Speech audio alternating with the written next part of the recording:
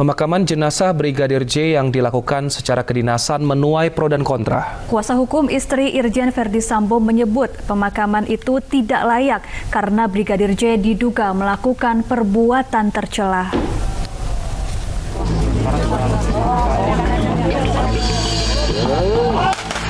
Pemakaman brigadir dengan upacara kepolisian dilakukan setelah proses autopsi ulang selesai. Jenazah dimakamkan di TPU Desa Sukamakmur, Sungai Bahar, Unit 1 Jambi. Pemakaman kedinasan ini sesuai dengan harapan keluarga almarhum. Namun pemakaman Brigadir Nofriansah Yosua alias Brigadir J secara kedinasan menuai polemik. Menurut pengacara istri Verdi Sambo, Arman Anis Brigadir J tidak layak dimakamkan secara kepolisian karena diduga melakukan perbuatan tercela. Terkait hal ini, pengacara keluarga Brigadir J pun buka suara. Menurut keluarga, pemakaman kedinasan Brigadir J sebagai bentuk penghormatan karena masih berstatus sebagai anggota Polri. Sementara itu, Polri menolak berkomentar soal polemik ini. Sebab menurut Kadif Humas Polri, Irjen Dedi Prasetyo, pihaknya hanya berfokus mengusut kasus kematian Brigadir Joshua. Sebelumnya, Brigadir J tewas dalam baku tembak dengan Baradae di rumah dinas Kadif Propam nonaktif Irjen Verdi Sambo di Kompleks Polri, Duren 3, Jakarta Selatan, 8 Juli lalu. Brigadir J diduga melakukan pelecehan terhadap istri Irjen Verdi Sambo sehingga baku tembak terjadi.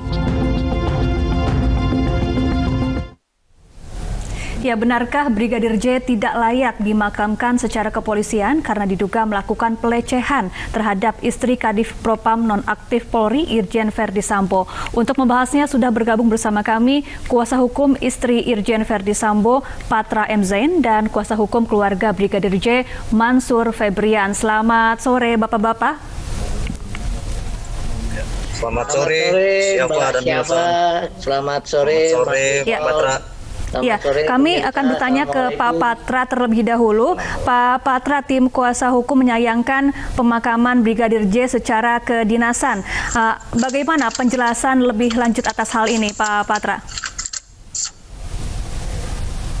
Saya baru dengar ini malah. Ya. Beritanya ramai, Pak, di beberapa portal online dan juga media sosial. Ya, saya mau sampaikan, saya diberi kuasa oleh Ibu PC. Ya, jadi fokus saya, tugas saya pada dasarnya adalah membela hak hukum ibu. Yang kedua, ya, kami melindungi hak dan kehormatan dari klien. Itu Baik. lingkup pekerjaan kami.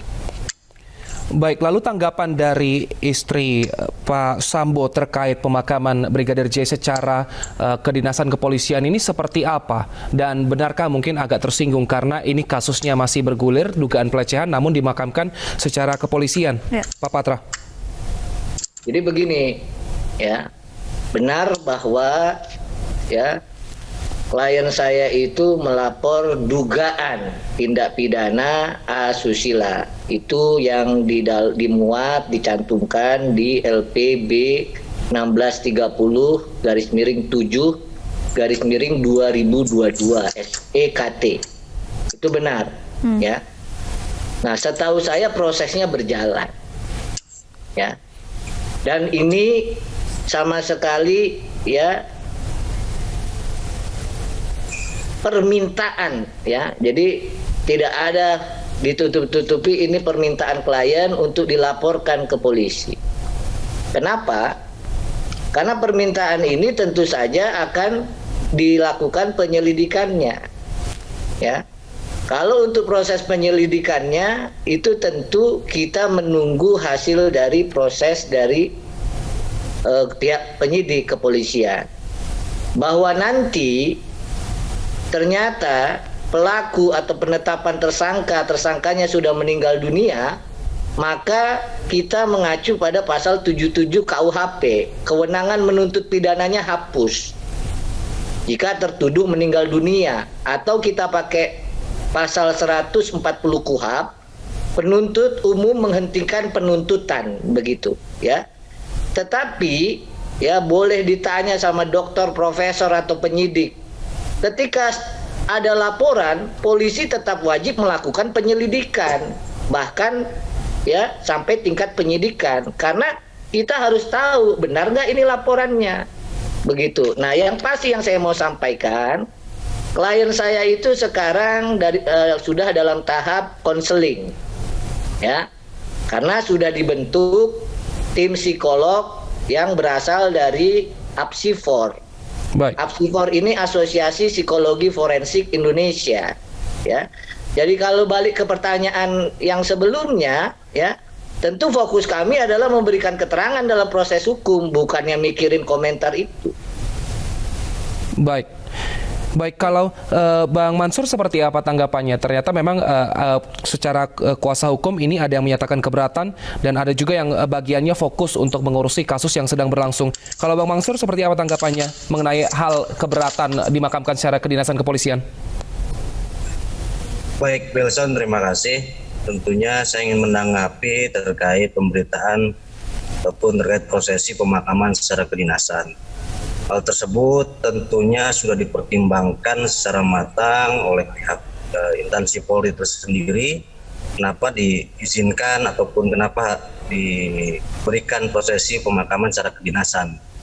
Karena ketika pengantaran almarhum yang pertama yaitu tanggal 9 ada janji memang akan dimakamkan secara kedinasan, dan kita ketahui pada tanggal 27 Juli ini telah terrealisasi pemakaman secara kedinasan tersebut setelah selesai daripada ekshumasi dan otopsi. Tentunya saya hanya bisa mengomentari bahwa hal tersebut adalah ada di pihak Polri karena almarhum ini masih resmi berstatus anggota Polri dan mengabdi untuk negara ini. Begitu, Wilson. Ya, Pak Patra, pelecehan seperti apa yang dimaksud? Benarkah Brigadir Joshua melecehkan istri Irjen Verdi Sambo? Yang pertama yang saya mau sampaikan itu, ya, perempuan korban kekerasan, Mbak Syafa, ya, itu nggak mengenal latar belakang, Mbak Syafa. Ya, dia bisa korbannya itu ya berasal dari semua suku, ras, jabatan atau kondisi ekonomi. Yang kedua, studi antropolog di banyak negara, bukan hanya di Indonesia, itu menunjukkan perempuan korban pelecehan seksual itu seringkali justru dituduh merusak reputasi, merusak hidup laki-laki, memfitnah, ya, itu seringkali begitu. Jadi ada komentar ya bilang bahwa masa sih ya bawahan berani sama istri atasan, itu udah dibantah dalam studi, ya. Lalu selanjutnya yang saya mau sampaikan adalah tidak ada yang tidak mungkin dalam kasus-kasus kekerasan seksual, ya, Mbak Safa atau Mas Wilson, pemirsa. Baik. Tidak ada. Kenapa?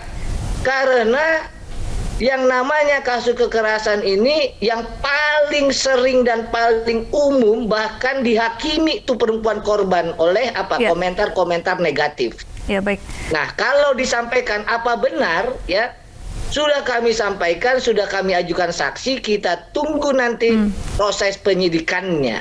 Ya. Ya, Pak Mansur, tanggapan Anda yakin dan punya bukti bahwa mendiang Brigadir J tidak melakukan pelecehan terhadap istri Irjen Verdi Sambo? Baik, siapa?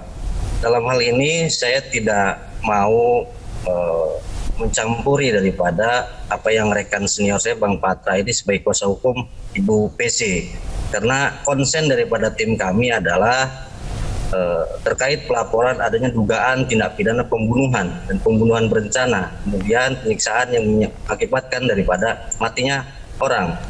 Yang kami fokus adalah kami menelusuri siapa sebetulnya pelakunya, kan seperti itu. Jadi terlepas daripada ada dugaan yang tadi disampaikan oleh rekan senior, itu menjadi hak daripada rekan senior karena itu menjadi ranah dari rekan senior untuk mendampingi klien. Namun konsen daripada kami adalah kami konsen terhadap apa yang telah kami laporkan di pihak Barreskrim Polri. Baik. Begitu, siapa.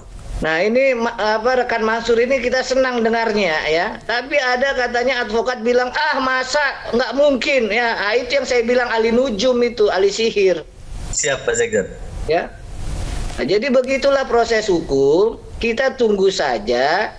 Kalau kita apresiasi, ya, kita hormati proses hukumnya, maka sama proses hukum terkait dengan tewasnya almarhum diproses hukum. Lalu laporan kami juga diproses hukum. Kita tunggu aja, ya. Baik, Mbak Mansur, tapi saat ini penyelidikan masih terus dilanjutkan. Ada 3 pejabat kepolisian yang dinonaktifkan sementara untuk mempermudah dan juga memperlancar penyelidikan. Anda akan membawa kasus ini seperti apa?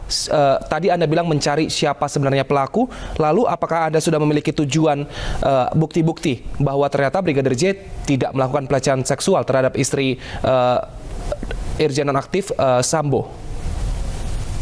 Baik, kami masih berpegang terhadap bukti dan fakta yang kami terima di awal, dan juga kami menyikapi terhadap statement Polri yang mengatakan ini adalah tembak-menembak antar ajudan.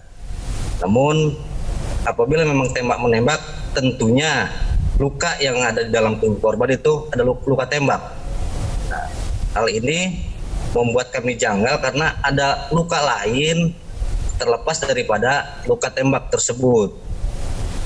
Kemudian ada bukti atau fakta-fakta lain yang kami temukan seperti komunikasi terakhir almarhum, terus kemudian kapan terakhir almarhum berkomunikasi dengan keluarga, dan kemudian ada lagi statement Polri bahwa ketika ada kejadian dugaan mengarah yang sedang ditangani rekan senior ini, bahwa tiba-tiba CCTV katanya mati tersambar petir. Baik. Kemudian sekarang katanya CCTV juga ditemukan. Nah, kami mengapresiasi langkah daripada Polri yang dalam hal ini inline atau sepaham dengan kami menonaktifkan sementara pihak-pihak yang diduga mungkin, ataupun bukan diduga, dalam artian rumah tersebut memang milik daripada Kadif Propam nonaktif. Jadi untuk menjamin transparansi dan akuntabilitas, kami masih menghormati dan menunggu daripada tim khusus ini supaya perkara semakin terang dan dapat dinyatakan